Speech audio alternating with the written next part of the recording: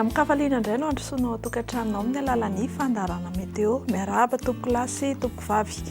Ny alizay malefaka na antonony no mandrafitra ny toetrandro eto Madagascar ary tsara ihany ny manamarika amin'izao fotoana izao mbola mila mitandrina ny mpanjonan-dranomasina amin'ny morontsiraka atsimon'ny Madagascar fa mbola ho avo dia ho avo ny avon'ny onja.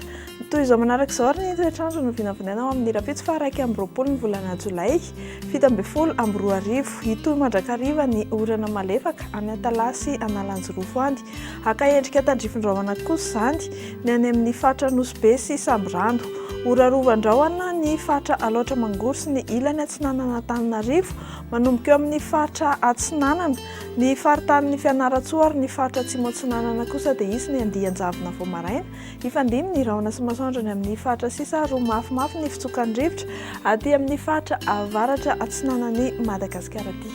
Ho amin'ny rapitso tolakandro indray dia ahitana orana malefaka ny Antalasy maro antsetra aka endrika tandrifin-drahona kosa zany ny any fatra Nosbe Sambrano ary Iseo indrindra ny amin'ny takariva sy ny amin'ny alina any Vadivavy Fitovinany sy Atsimo-Atsinanana. Ifandimbiasa ny rahona sy masoandro ny amin'ny fatra sisa izay tsy voatonona teo.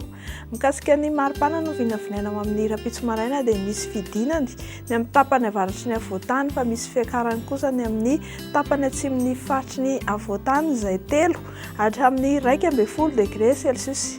Ny any fatry morontsiraka kosa dia tsy dia misy fihetsehany firy manodidina ny 17 hatramin'ny 12 degré Celsius no taremarika hitantsika amin'izany. Ho amin'ny rapitso tolakandro indray dia misy fiakarany ny maripana izany hoe somary hafampana kely. Ny ambony indrindra zao dia 13 degré any Maheva-Tananandry. Ny faritanina Antananarivo sy Fianaratsoa 12 na 13 degré. Ny faritanina Antsiranana kosa manodidina ny 19 hatramin'ny 30 degré Celsius. Dia raha mikasa ny ampita ranomasina ianao dia fataro aro amin'ny rapitso fa ifandimy indray ny rahona sy masoandro any Johannesburg any.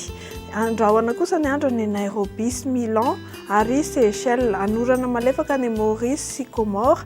Anorana tandrifin-drahona ny Paris sy La Réunion.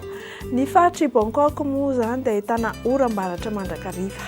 Dia izay tompoko lahy sy tompoko vavy no azonao rosoantsika eo amin'ity alaty mametraka ny mandra-pitafa tompoko.